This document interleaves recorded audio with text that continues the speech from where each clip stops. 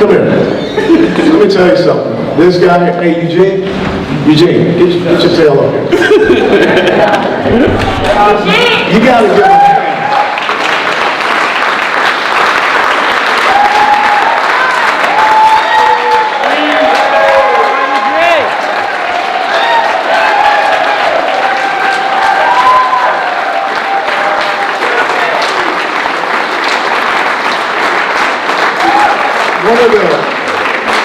One of the reasons why I wear my paratrooper wings, I'm honored to do it. But understand what paratroopers do. Paratroopers go in behind enemy lines. They cause disruption, they cause confusion.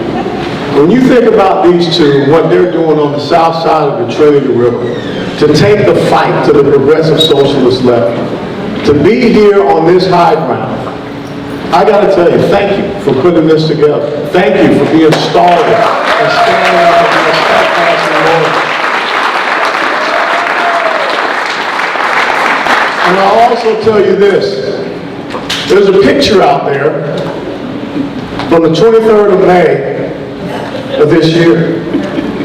There's us three guys at the Texas State Capitol after I spoke at a rally. That picture could have been the last picture that anyone could have ever seen of me. Because it was not too long after that, I got on my motorcycle, headed back home, and I had a catastrophic motorcycle accident. And so from the bottom of my heart, my wife Angela, my youngest daughter Austin, thank you for all the prayers, all the thoughts, and all the well wishes. That was just 2 months ago. And if you know something about motorcycles, no one survives a motorcycle accident at 75 miles per hour on an interstate highway. And it is such an honor to stand here before you now, blessed by the Lord, His grace, to be the chairman of your Republican Party.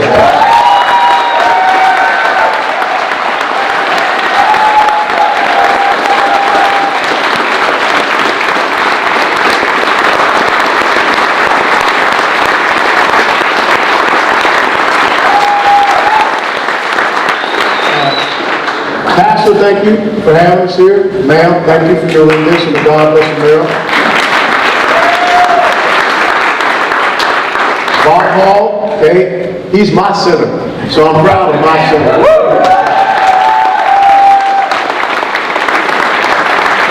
You can go now.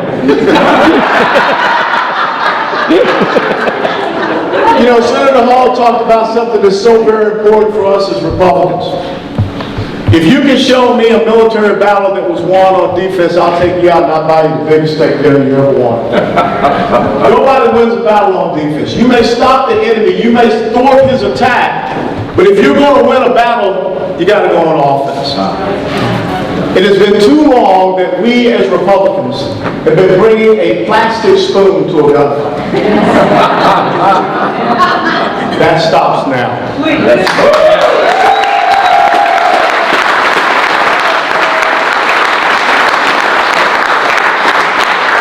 They sing a song here called The Eyes of Texas. Yes. But it's not about the eyes of Texas.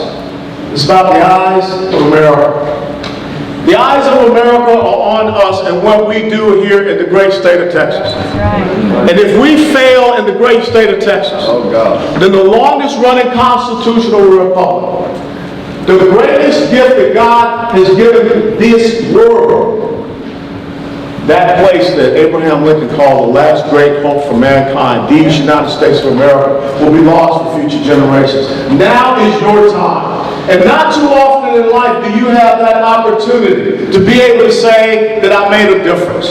You can say in this election cycle that truly you made a difference. There is no doubt about who we are facing. We are facing an enemy, an opposition, a political philosophy, an ideology that is the antithesis of who we are. That's right. What our founding fathers intended us to be. That's right. What God intended this great nation to be. Yes. And all we have to do, all I'm asking you to do, is to find your courage. If you can see me going out and speaking and being fearless and challenging the other side, all I ask you to do is to ruck up. All I ask you to do is lock shields with me. All I ask you to do is to create that impenetrable front that says we will not surrender, we will not retreat, we will not give up this incredible state that we have. That's right. And this is how you have to do it. You got to get outside your comfort zones. It's very easy for us to sit around and talk in our little circles and share with our friends, and everybody agrees with us in our echo chambers. But you got to do like Eugene and Troy have been doing.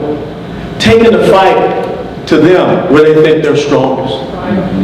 You know, this past weekend I had the opportunity, my first trip as chairman was down to Hidalgo and Cameron counties, down in the Rio Grande Valley. Why? Because I want to go everywhere. When I look at the map of Texas, I see blue, that's where I'm going to attack. That's right.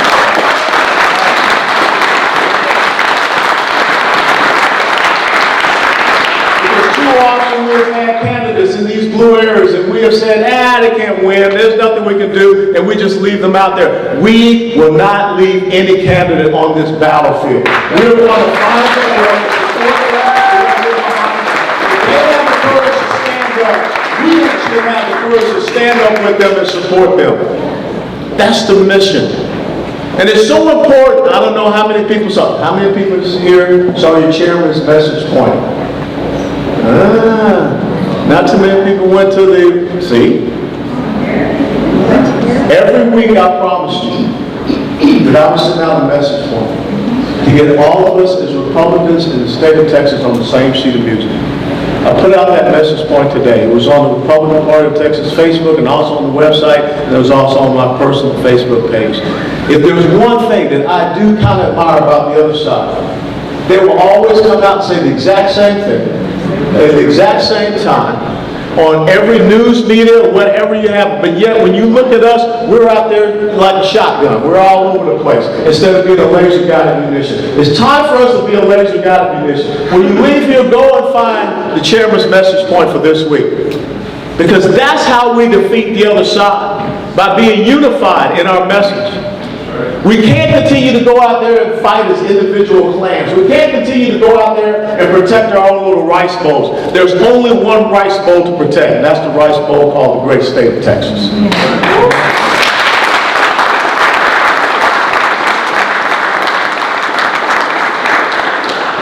Yesterday was Sunday, Pastor. There are a whole lot of people up in churches on Sunday.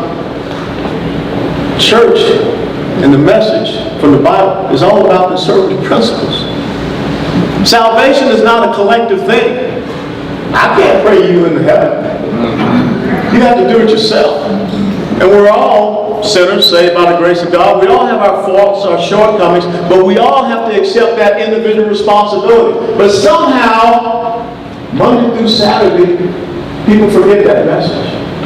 Monday through Saturday, people look for the collective. Monday through Saturday, people are no longer being victors in Christ, they become victims. We've got to turn that around. We've got to stop it. One of the things I want you to understand is this. In 2016, 25 million Christians did not vote. Oh, God. 25 million Christians. And if you pay attention to what just happened last week with the Supreme Court decision in Las Vegas, think about it. Your very first right, your very first liberty in your Bill of Rights in the United States Constitution is the freedom of religion and the free exercise thereof. And a church in Las Vegas took the case to the Supreme Court. Because the government out in Las Vegas said, if you're in a casino, you can have a 50% occupancy rate. But if you're in a church, you can't have more than 50 people. And the church said that's not fair. That's not equal protection under the law. That's a violation of the 14th Amendment, a violation of our very First Amendment right. And our Supreme Court of the United States of America ruled against the church. Justice Roberts.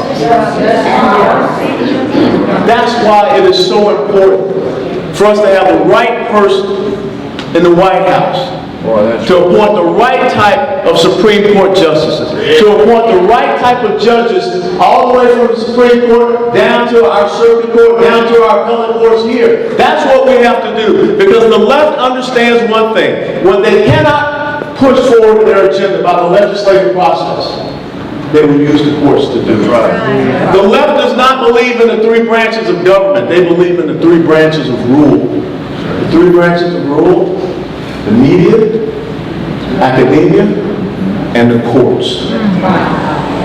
And if you think about what's going on right here in the great state of Texas, look who controls our major media outlets. Look who controls our major population centers. Look who is controlling our academic institutions. Look who is starting to control our courts. We've got 3 Supreme Court justices up for re-election in this election cycle. That's why it's so important that when you go in to vote, you got to have a slate. That's one of the things we're going to do. We're going to have a complete slate all across every county, all 254, that allows you to understand from, where'd she go? She skipped out? She didn't want to see you and listen? Oh, great. Oh, you had. But from, what did you say, from the White House to the courthouse. But it's not just from the White House to the courthouse. We got to start thinking about school board. We got to start thinking about city council. We got to start thinking about all of those boards. We got to start thinking about water management districts. All the way down the ticket. There is no straight party ticket voting for the first time in Texas this year. So you can't just walk in and pop the box and say, hit all the Republicans. You got to be a thinking person. You got to go in there and go down that entire ballot. And that's what I need you to do. And she talked about it. You got to be informed. But Pastor Broden also talks about after you're informed, you got to be educated. And then you can be activated. Too often we go out on this ideological battlefield and we're not prepared. We got all the enthusiasm, but we're not equipped. We're not trained. We're not armored up. What did it say, Pastor? In Ephesians chapter 6, verse 10 through 18, we don't have the full armor of God. That's right. If you're a trooper and you go out into a firefight and you don't have your helmet, your flak vest, you don't have any ammunition, you're going to get hurt. That's what has happened to each and every one of us. So I want you all to have a ballot button. Every one of you needs to have your ballot button. And your ballot button, like it says in the Bible, iron sharpens iron. You guys got to talk about these issues. You guys got to be sharp. Then I want you to come together and form up your own little squad. Because I want you to, even more so, be informed, educated, and then be activated. And then I want you to be able to go out there and not just talk in your own echo chamber. Find 5 people who don't think and believe as you do. 5. And get 3. Now why do I say 3 out of 5? Because last time I checked, not common core math, 3 out of 5 is 60%. 60% in any political race is called a landslide. I believe that 60% of people here in the great state of Texas, they want the rule of law and not the rule of the mob. That's what we're going to talk about. Nobody wants to feel unsafe. Nobody wants to feel insecure. We're going to draw a clear delineation between who we are and what the progressive socialist left represents. Texas. Y'all hear Joe Rogan? Y'all know about Joe Rogan? Does all the podcasts? Joe Rogan's leaving California. Joe Rogan's moving to Texas. He said either Dallas or Austin. But the important thing that we need to start telling people, and this is why we're going to have a billboard campaign. Welcome to Texas. Now, why are you here?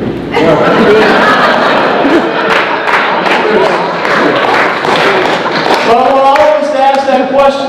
Because all of us know someone that has recently, within the last year, maybe 2 years, moved here to Texas. Ask them why did they leave. Why did you leave a state like California? Why did you leave a state like Illinois? Why did you leave a state like New Jersey, New York? Right. Because of the failed economic policies.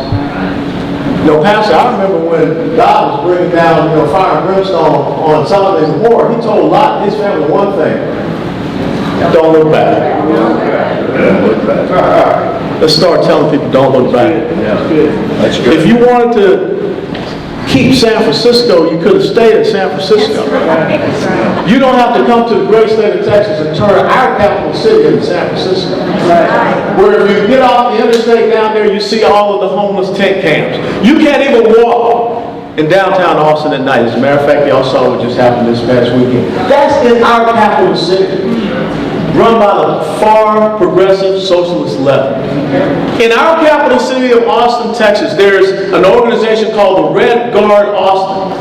running around spray painting red hammers and sickles all over our capital city of Texas.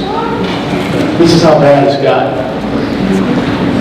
We kind of got a little complacent in many of our very successful red states. And now they have come and said that we're here to try to take it away from them. You can't allow that to happen on your watch. You have to be dedicated to not allow that to happen on your watch. My mission is to be that person that provides you the message. My mission is to make sure that I'm running out there and ensure that our candidates have the support. You know, I'm not going to be hanging out at the headquarters down in Austin. There'll be times when I have to go down there for meetings, but I'm going to be on the road.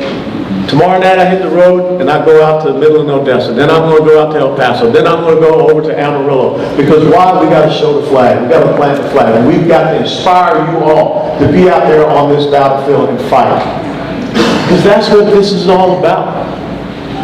Texas is going to pick up 2 more congressional districts in the redistricting because of the incredible influx of population here. Who gets to draw the lines for those districts? We are 9 seats away from the Progressive Socialist left winning the Texas State House. What area are they targeting? They're targeting North Texas. I say no. Michael Bloomberg is dumping $8 to $10 million through every town for gun safety and Moms Demand Action. Michael Bloomberg only spent $2 to $3 million in Virginia and flipped the Virginia State House and the Virginia State Senate. He's going to try to do that here. Now, why would we allow someone to come into the great state of Texas and talk about taking away our Second Amendment right, which means that we have the right to defend ourselves? We will not allow Texas to ever be like what we saw happen in St. Louis. That's right. That's right. The mob breaks in.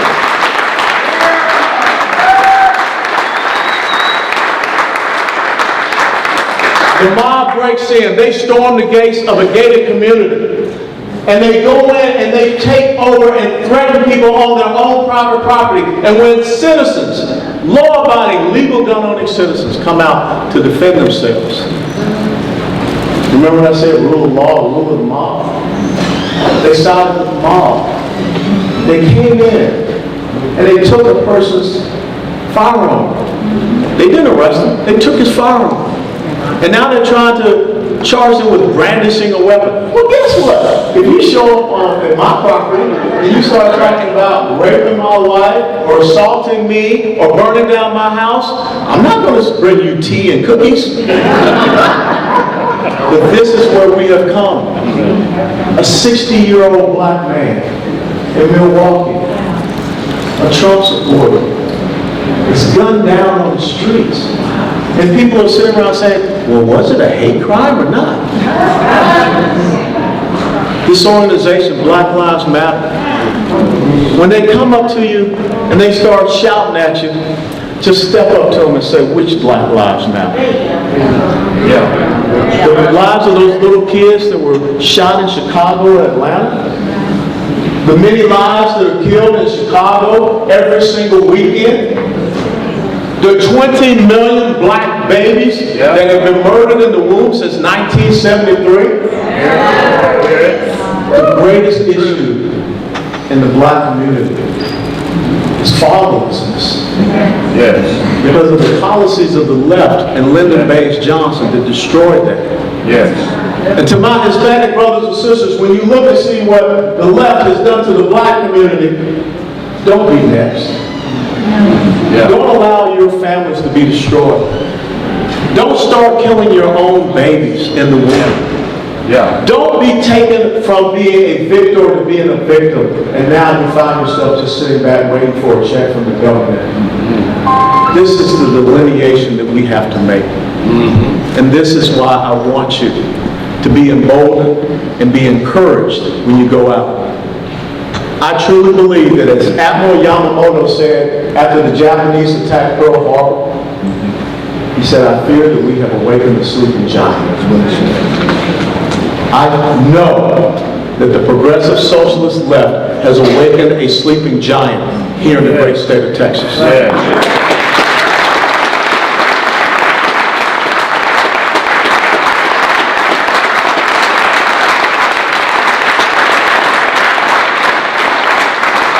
when I do these news interviews, people say, well, you know, Colonel, people are saying that Texas is in play. Well, maybe it was before I became your chairman.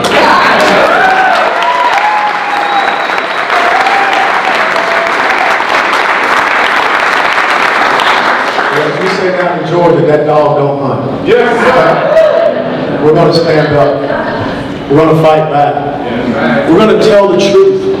But we're going to tell it with our heart, with our mind. We're going to connect with people and say, why is it that you would associate yourself with a political philosophy that has nothing to do with your principles and values? With a political philosophy that has nothing to do with the basic indomitable spirit, the entrepreneur spirit, that swagger that makes Texas so unique. Yeah. Why would we want Texas to look like the places where people have fled from? Yes. That's our message. And that's what we're going to stand up for.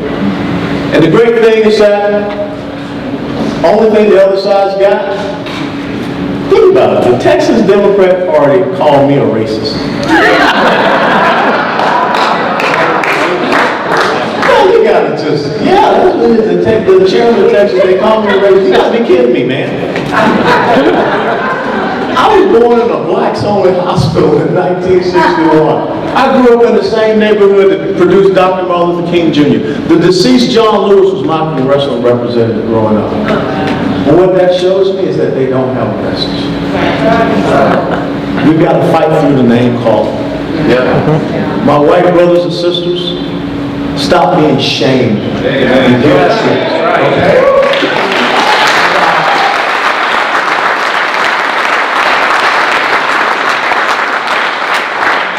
I tell people, read the book by Shelby Steele, White Guilt. I'm your chairman. There ain't no way in the Sam Hill that y'all are racist.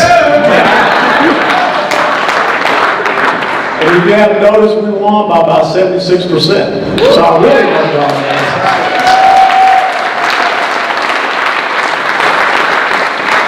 That's a powerful message that you sent. Right. Not just across Texas, but across the United States of America. And I will tell you this, I will not let you down. I will tell you this, that I will work tirelessly so that when you wake up on November 4th, you know that you will have saved Texas. And as the book that I wrote says, hold Texas and hold the nation.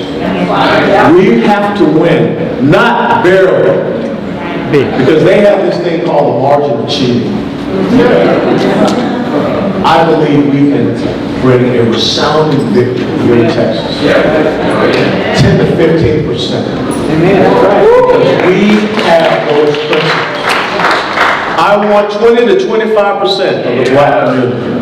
I want 45 to 50% of the Hispanic community. And I think we should get all of the Asian community, because why? There were no daggum nail salons until Miss Lee came over here from Vietnam with nothing but her drive, her determination, and her will and desire to own a business. That's the American way. We're going to win all of these communities.